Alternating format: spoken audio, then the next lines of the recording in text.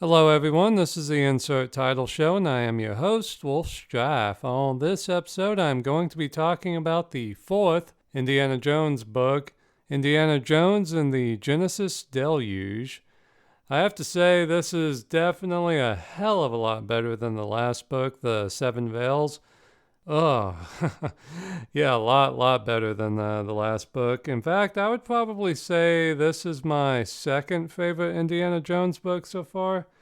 I think the second one, Dance of Giants, is still my favorite. But yeah, Rob McGregor, the author, did a much better job in this one. He just got rid of a lot of the weird shit from the last one and just had a good, solid adventure story. Basically, the book starts off back in England, and I think Indiana Jones just got back from his weird adventure in the Amazon, and he's, grieving over the loss of his wife, Deirdre.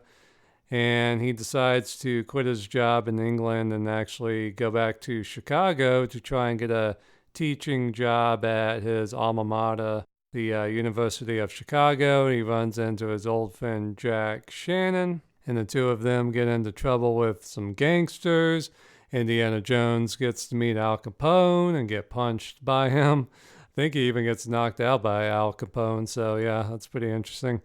So yeah, it's kind of cool. The historical stuff, walking around Chicago in the 1920s, was pretty cool. And then there they meet two Russians who are trying to set out on an expedition to discover Noah's Ark, and that's pretty cool. And then basically Indy and Jack have to leave Chicago, and they go with these two Russians, a father and his daughter, and they start their quest for Noah's Ark in Istanbul. And again, it was pretty cool walking around Istanbul in the 1920s and just all the history and stuff.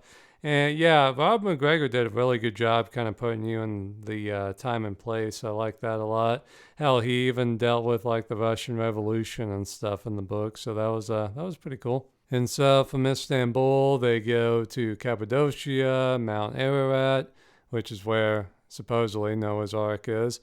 And yeah, it's just a good, solid adventure story. So I really like this one. I'm still waiting for a author to write Indiana Jones the right way, basically. Like, I still don't think Rob McGregor kind of has Indy down pat yet. But to be fair to Rob McGregor, this is right before the Indiana Jones TV series got going. So I think if he had written after the TV series had come out, I think he would have been able to kind of channel Indiana Jones a little bit better. Just, his character flaws, his mannerisms, what he would have said, what he would have done in this situation. I just think that he doesn't have that quite right. So I'm kind of waiting for an author to come around to writing Indiana Jones right. So I kind of want to get through these Rob McGregor books and then move on to hopefully somebody who can write Indiana Jones better, more or less.